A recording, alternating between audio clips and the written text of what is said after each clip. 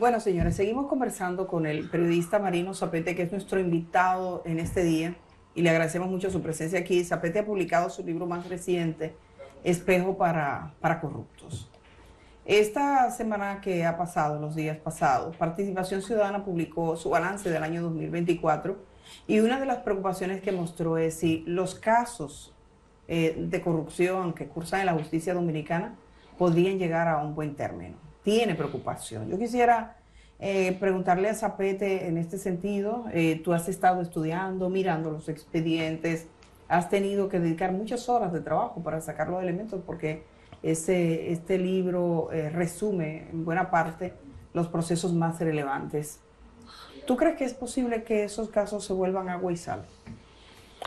Como yo lo veo, no es posible que se vuelvan agua y sal, porque bajo el supuesto de que aparezcan jueces capaces de hacerse los locos y no condenar a la gente que está acusada ahí, pero ya no se puede volver agua y sal porque lo que la sociedad ha visto ya es un gran aporte. Yo creo que ellos van a apostar indefectiblemente a retrasar, a torpedear esos procesos para que no lleguen a ser juzgados, para que expiren los plazos. Y es lógico que lo hagan. ¿Por qué? Bueno, porque uno conoce la calaña de la gente que está en eso. Y segundo, ellos quisieran poderse escapar de la cárcel. ¿Verdad?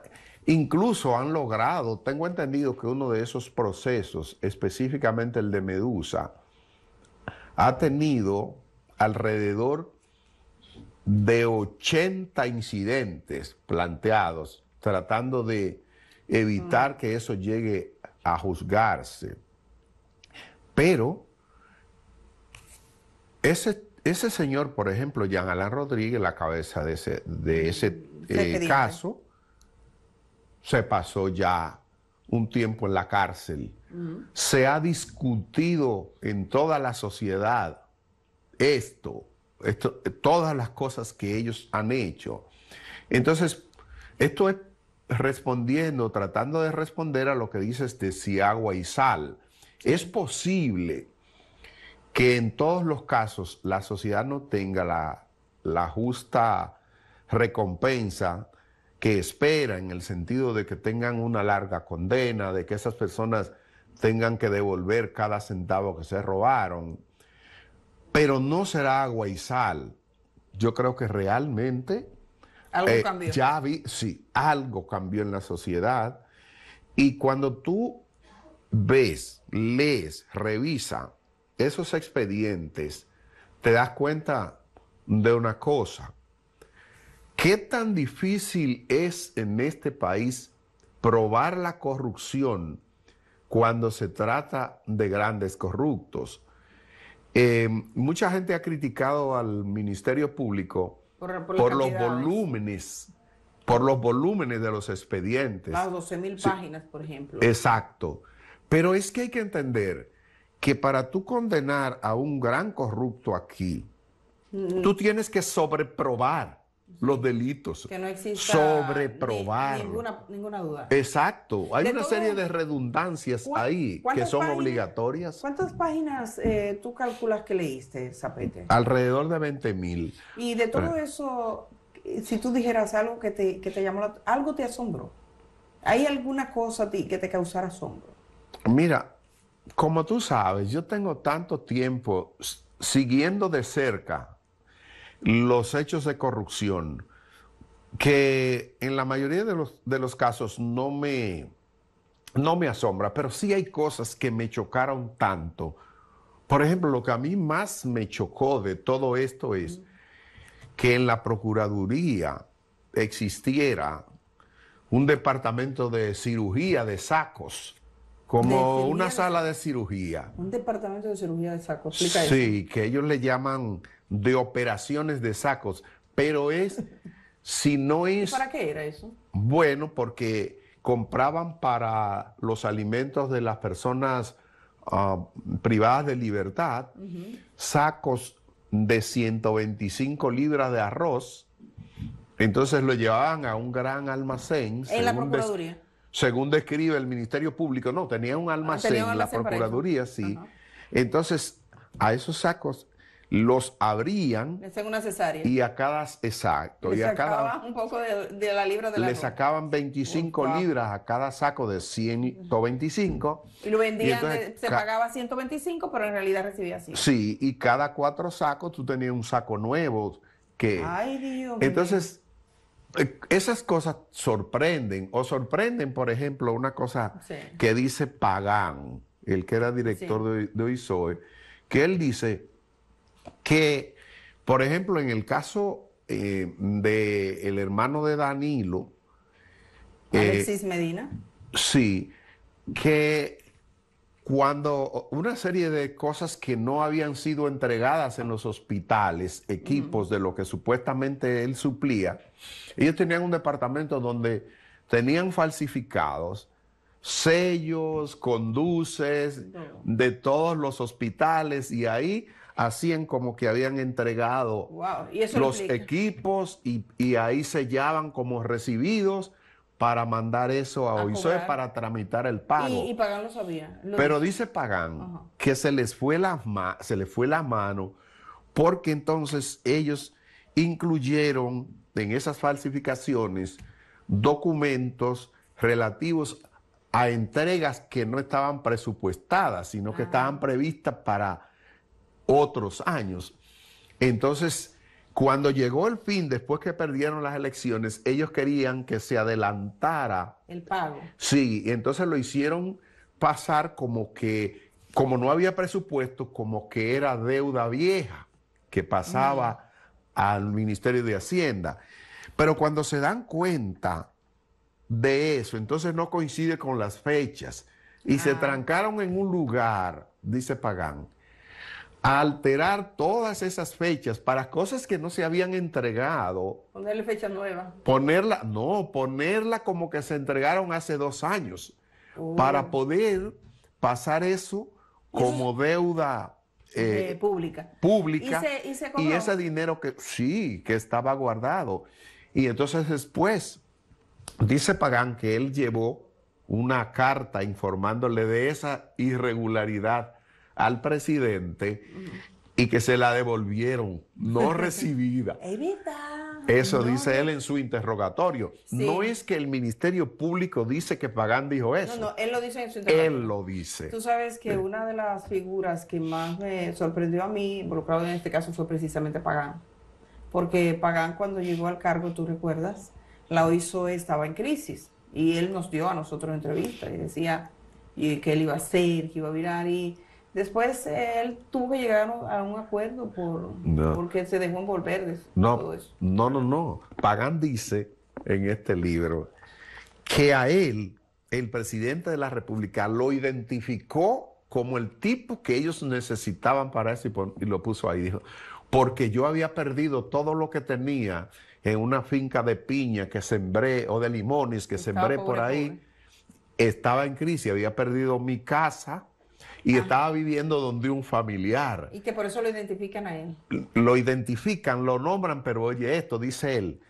Bueno, a los 2 días de que saliera el decreto nombrándome, se aparece el señor Peralta y me dice, mira, te quiero ver, sí. Y me da 10 millones de pesos y me dice... ¿En efectivo? Sí. Eso te lo manda el presidente para que tú resuelvas el problema, porque él estaba viviendo en una casa ajena, donde unos familiares que lo habían recibido. Pero él había dado 10 millones de avance para su apartamento en la Torre Alco Paradiso. Entonces, con esos 10 millones, él saldaba y podía recibir su apartamento. Él dice, tenían todo preparado, porque a pocos días de hacer eso, entonces el presidente emitió un decreto traspasando de obras públicas a la OISOE. A la OISOE todas las remodelaciones y equipamientos de los hospitales. Es decir, me puso en la mano de su hermano, porque yo no tenía moral por los 10 millones que había recibido.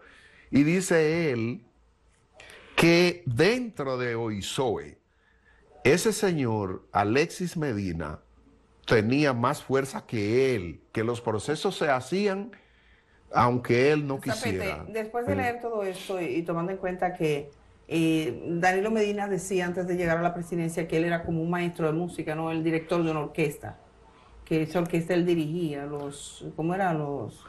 Sí, que había la partitura. La partitura. ¿Tú crees que esa partitura se le escapó? No, porque acuérdate lo que te acabo de contar, que dice Pagán. No recibido. Él era el director de la cosa. Por eso, a mí me entrevistaron recientemente y yo dije, bueno, yo entiendo, porque aquí la gente quiere que las cosas se resuelvan. Por ejemplo, tenemos en 1844 hasta aquí, de gobierno corrupto, de cultura de la corrupción. Y esa misma gente que ha sido gobierno y corrupta, te exige hoy día que esto esté resuelto de hoy para mañana. Yeah. Sí, entonces yo decía, bueno, dentro de las cosas, por ejemplo, que yo entiendo que debieron haber pasado era que Danilo estuviera preso, porque aparece señalado aquí por su gente como la cabeza de eso. En algunos países, por ejemplo en Perú, los casos de corrupción, el caso de Brecht, por ejemplo, ha implicado que los varios presidentes, el Papa llegó a preguntarse, ¿qué le pasa a Perú?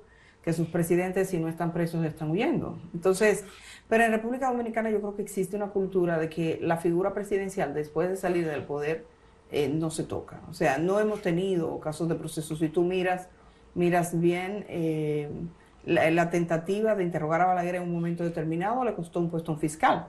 Y los demás casos, y se ha dicho públicamente. O sea, es como si fuera una tradición. Sí, aquí hay muchas cosas que entran dentro de esa cultura que tú planteas. Sin embargo, eso no es para siempre.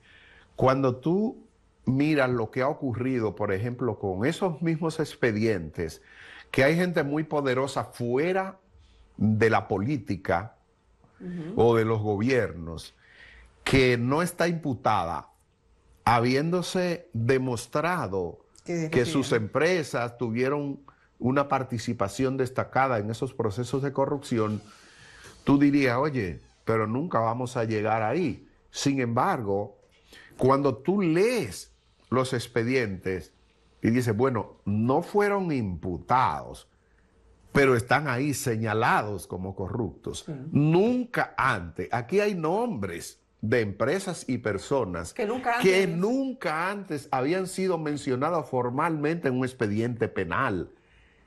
Y eso ya está ahí y ya está aquí.